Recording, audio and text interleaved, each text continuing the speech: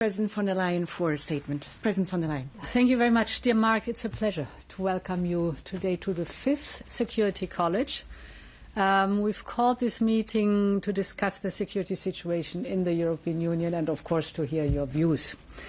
Preserving peace has always been a core task of the European Union. Certainly over the years, the instrument changed, but the aim is always the same. And it has been now 3 years and 7 months since Russia invaded Ukraine.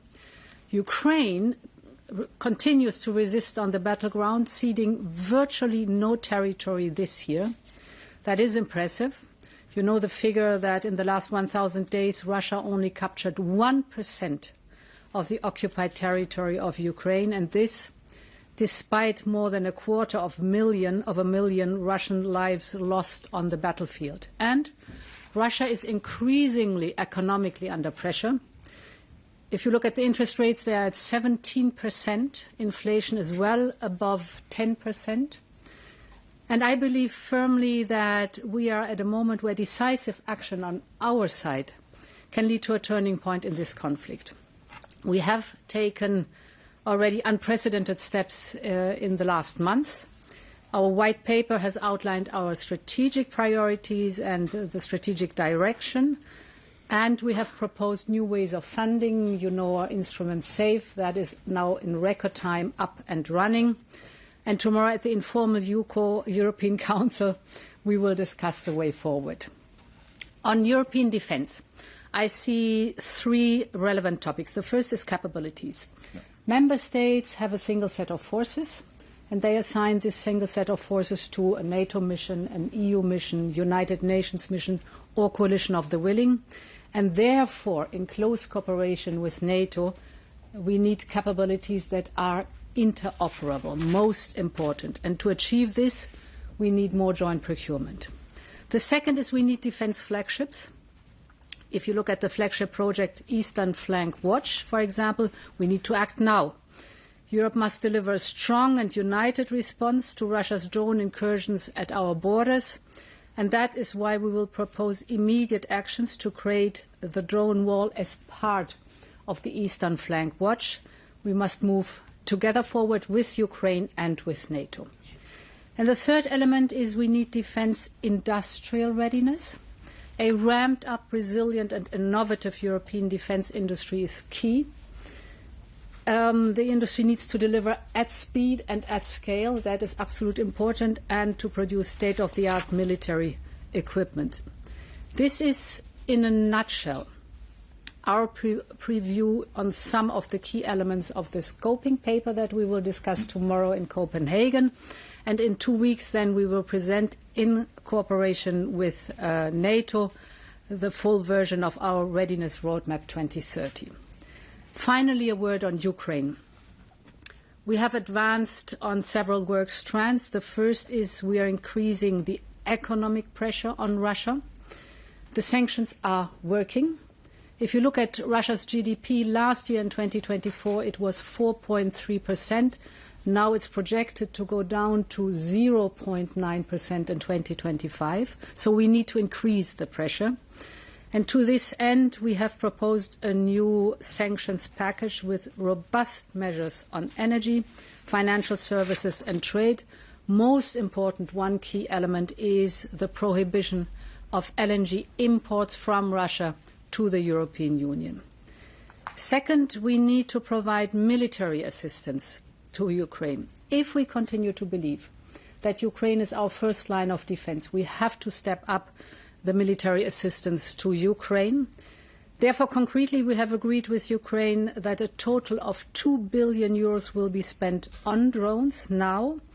This allows Ukraine to scale up and to use its full capacity, and of course it will also allow the European Union to benefit from this technology.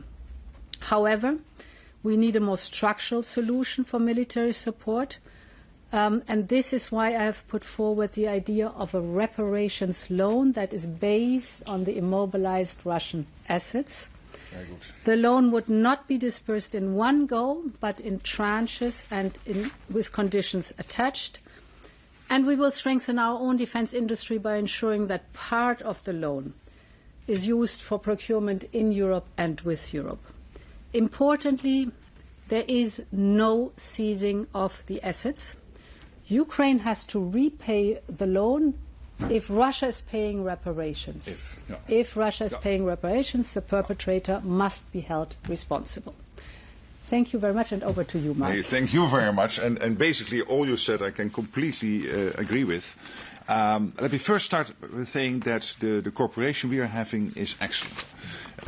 From day one when I started, we completely worked together as one team, which is extremely important. And also on the assumption that we have a clear division of labor. NATO is strong at standard setting, at capability targets, and the EU has this enormous power of the internal market.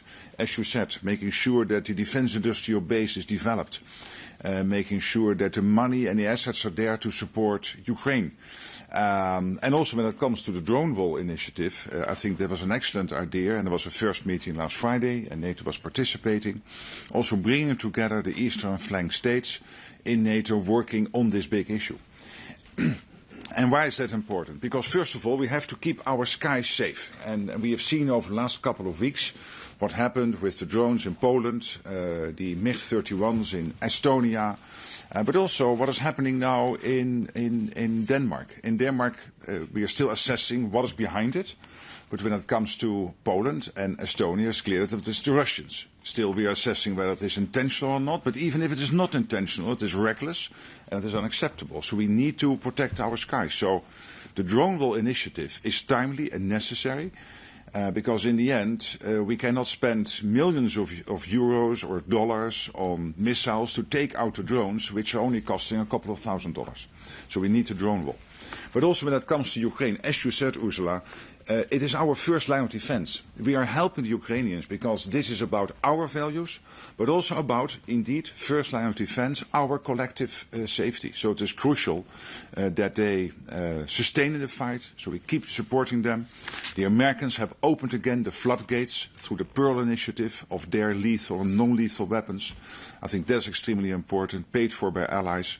But everything the European Commission is now doing through SAVE and other initiatives to bring Ukraine to the best possible place is crucial, both in the fight but also when it comes to potential peace talks, for them to be then in the strongest possible position. So for all of this, our cooperation from day one, we were friends already when I was still Prime Minister and you already President of the Commission. It's really, really wonderful. And we do this at all levels, I can assure you. This is not just the President of the Commission and me, but in NATO and EU, at all levels we work together to make sure that we make maximum use, leverage each other's strength in this whole endeavour. So thank you again, and also for hosting me.